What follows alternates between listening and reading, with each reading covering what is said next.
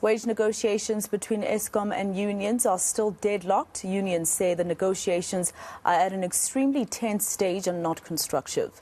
They say the deal breaker is the condition of service that Eskom allegedly unilaterally changed. eNCA reporter Pule Letshwiti-Jones is following the wage dispute, and he joins us now live for an update. Pule, the last time we spoke, you said that there was a bit of a lunch break, between those who were inside for these wage talks. Did you get, any update on what's happening inside? Yeah, well, the update we got was that these talks are currently at an extreme, sensitive stage and really not constructive. And I also got the opportunity to grab one of the women from the NUMSA union, being Pule Letshwiti. Maybe I can just ask her to step into shot and speak to us, because she was coming out of that meeting as well. Thank you. I just hijacked you. We just want an update to this issue of national importance. Maybe just perhaps if you can give us an overview of what are the talks like right now and what is going on. What we can say is that Eskom has presented its proposal. We are currently engaging with the proposal that they've put on the table, with the view of trying to find one another. And so far, we were told that talks were at a constructive stage. We saw that on social media, but it seems as though we also got a message saying that these talks are currently at a very sensitive stage. Is that true? Well, these talks really are sensitive, as you understand. There's a lot riding on this. And of course, as NUMSA, we are taking them with the utmost seriousness. Our General Secretary is here to present the position of the union, and we are determined to get the kind of offer that workers deserve.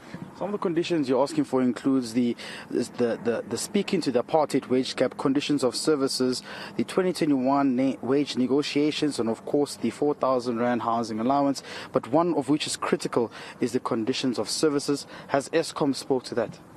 The issue of the conditions of service is really a burning issue for our members.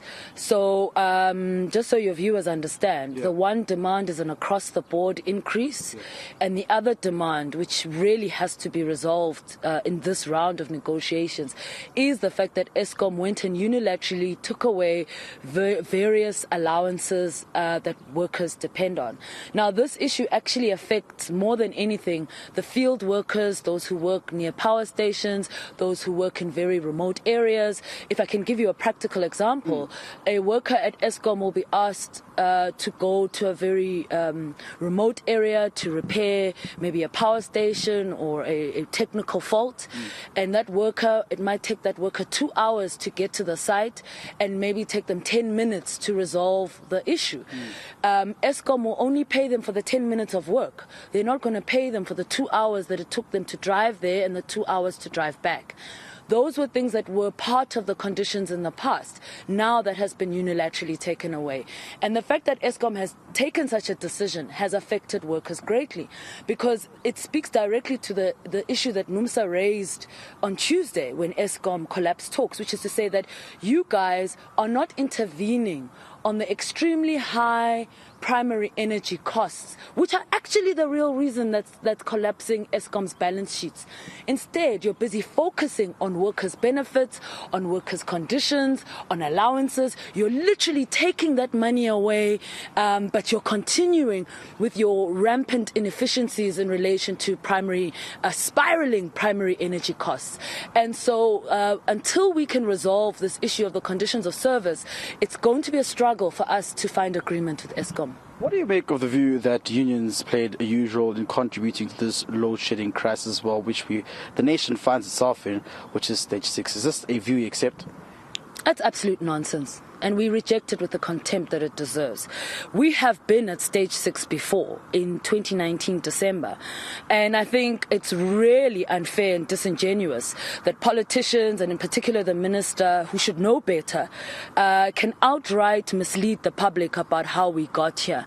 In April of this year, Eskom itself confirmed that in winter we would have 101 days of load shedding, and just before the protest action that you saw taking place at Eskom, we were already at stage 4. So why is anybody surprised that we are now at stage 6? Obviously, this has nothing to do with workers. Even the right-wing DA has come out very clearly to condemn Pravin Gordhan for scapegoating workers. It's very obvious that this has absolutely nothing to do with workers. NUMSA has been on record from the moment that Andre Tereta was appointed. We said this man knows nothing about electricity generation. He will not be able to stop load shedding. And unfortunately, we've been proven correct. We've had the worst instances of load shedding under his watch, as confirmed by the CSIR. Let me take us through this last point here. What are workers expecting from these negotiations? I mean, thousands of them are relying on this meeting to be successfully concluded, but also at large, the nation wants to know what will be the next step of direction going onwards from this meeting being held here today. Indeed, these talks are crucial. Our members are hoping for a meaningful offer, and once we can get that, then hopefully we can start to make progress. Thank you very much for joining us on eNCA. That's the NUMSA national spokesperson speaking to us regarding the sensitivity of that meeting currently taking place, and how impactful it could be if it goes within the right direction or in not so progressive direction. All right, Pule Letshwiti-Jones in Johannesburg with that report. Let's leave it there for now.